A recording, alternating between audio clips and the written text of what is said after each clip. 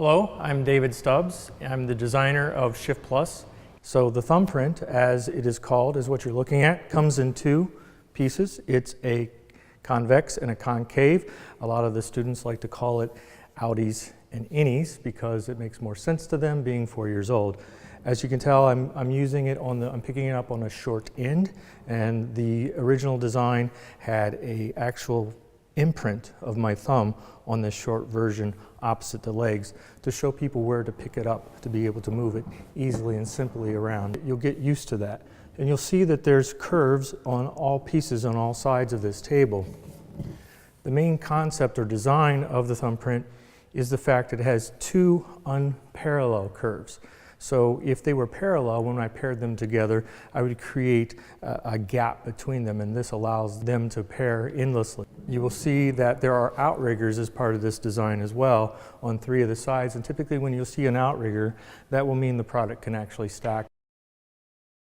These tables do come in 6 heights, and that's important to understand. It also comes in an adjustable height table, which is important as well, but I would prefer to actually suggest that there's a multitude of heights that may actually happen within a classroom. So we'll talk a little bit about construction now. In terms of how we actually settled on the design process, VS had already had a few products that were using outriggers and similar products of this sort of design feature in terms of a fully welded frame that you will see on the underside. One of these pieces is actually one continuous piece that is actually bent and welded together with the 2 supplemental pieces coming in. You will notice there is a glide that is on the underside of this frame, and there are several of them, and it's to keep from when they stack, to keep from marring the surface of the table below.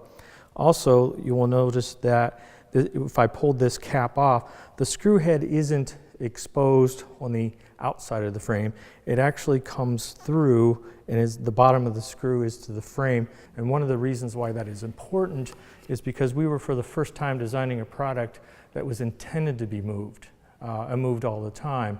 We weren't taking a product that we had always historically had as a static product and putting wheels on it. We wanted to make sure the design of the product could withstand that sort of movement.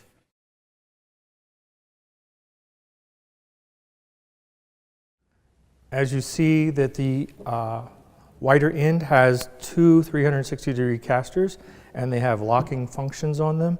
You can lock or unlock with your foot simply and easily. And something else that I did not talk about is the fact of the tilt standard. But that is a mechanism of safety. So if I can move the table freely and easily and still have that point where the tilt doesn't happen until this degree, that's important. You also find that students, if they're younger students, 1st grade or kindergarten, will actually perhaps need to use their hands to maneuver. As opposed to one hand, they'll use 2 hands. I had one teacher tell me that the first day of school, they actually had each of the students grab a table and place them and find another person of another same curve and introduce themselves. So it was kind of a way to get them to feel about how the product moved freely.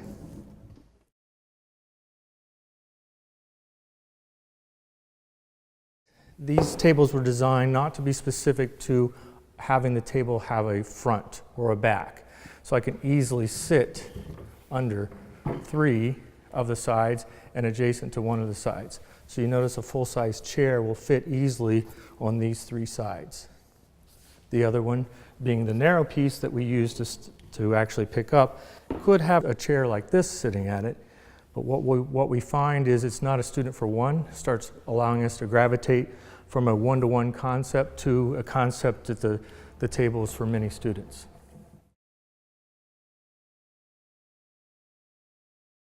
The thumbprint can simply and easily pair with these curves. If I show you quickly how to demonstrate just a simple pairing of 2 tables. And you notice that I would want to create a nice tight connection, but in reality, that doesn't matter. Any of these forms or any of these shapes that you will see are not so important. It's important to allow the student to find their level of where they're comfortable creating their space at that specific point in time.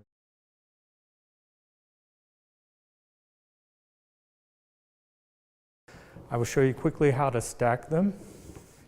Picking them up in the same concept as before, having the two outriggers on the opposite end. So we're going to go from the wider across the top, and we can glide it across the top. These will stack 8 high, and that's important. And what I would prefer you not to do is move 8 high. You can move 2, that's usually not a problem, and I can put those to the side of the room. But you can imagine if you had a classroom of 30 thumbprints, you will have 4 stacks of this footprint along the side of the room, and the rest of the room becomes yours.